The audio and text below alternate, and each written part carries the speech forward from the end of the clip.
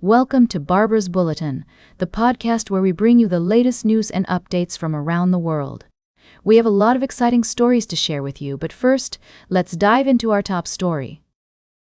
The ongoing government shutdown in the United States has had far-reaching consequences, affecting various federal agencies and their operations.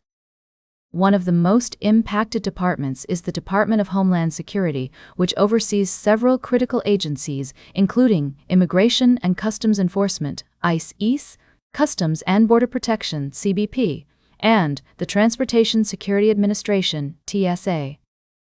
According to recent reports, ICE and CBP have been able to continue their operations relatively uninterrupted thanks to the unprecedented funding they received from the Border Barrier, Sanctuary Cities, and Immigration Bill, also known as the OBBBA. This funding has allowed them to maintain their detention and deportation efforts despite the shutdown.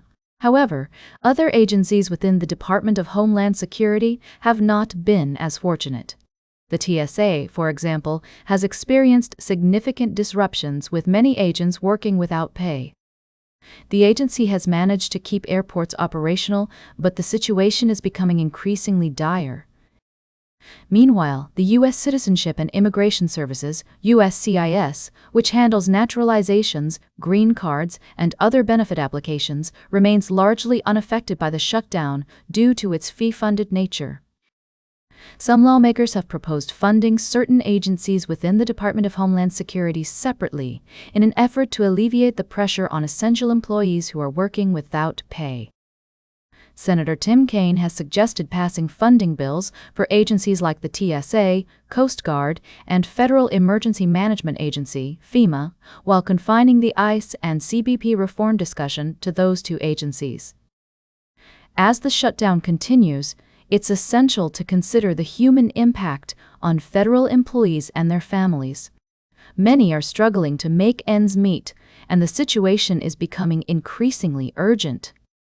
We'll be keeping a close eye on this story and providing updates as more information becomes available.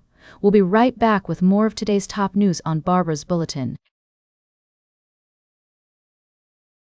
Welcome back to Barbara's Bulletin. We're continuing our coverage of the ongoing conflict in the Middle East. Today, we're focusing on the escalating tensions between Israel and Iran, with Lebanon caught in the crossfire. According to recent reports, Israel is making significant strides in achieving its war goals in Iran, with its ambassador to France stating that they are ahead of schedule. The operation aims to weaken Iran's authorities, curb attacks beyond its borders, and allow the Iranian people to shape their own future. Meanwhile, the Lebanese government has expressed its desire for direct talks with Israel to halt the fighting, but Israel is insisting that Beirut must first disarm Hezbollah. The situation on the ground remains dire, with nearly 400 people killed and hundreds of thousands forced to leave their homes as Israeli strikes pound Lebanon.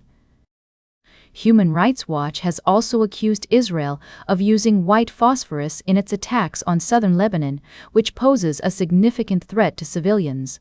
While Israel has denied these claims, the rights group has verified images showing the use of white phosphorus over residential areas. As the conflict continues to unfold, it's essential to consider the complexities and nuances at play.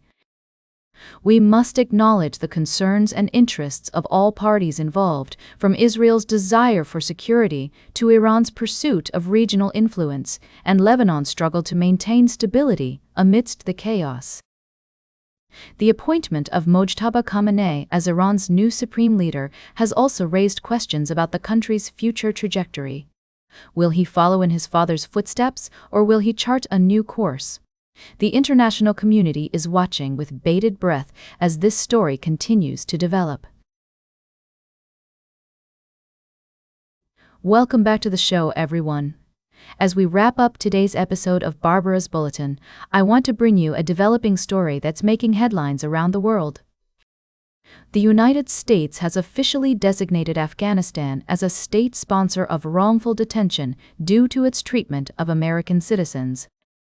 According to reports, Secretary of State Marco Rubio made the announcement on Monday, citing the Taliban government's continued use of terrorist tactics, including kidnapping individuals for ransom or to seek policy concessions.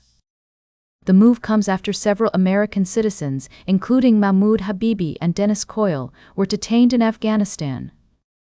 The U.S. is demanding that Kabul release all American citizens being held in the country, as well as return the remains of Paul Overby, an author who went missing near the Afghanistan-Pakistan border in 2014. In response to the designation, the U.S. may restrict travel to Afghanistan for American passport holders, a move that could have significant implications for the already troubled region. It's worth noting that this is not the first time the U.S. has taken such action. Just last month, Secretary Rubio made a similar designation against Iran, which was followed by a military conflict between the U.S., Israel, and Iran. The situation in Afghanistan is complex, with the country facing one of the world's most pressing humanitarian crises, including acute food shortages affecting over 17 million people. The international community is watching the situation closely, with the United Nations warning that if rights and humanitarian issues are not addressed, Afghanistan could once again become a driver of regional and global instability. As always, we'll continue to monitor the situation and bring you updates as more information becomes available. That's all for today's Barbara's Bulletin. Remember to like, share, and subscribe. And until next time, stay engaged.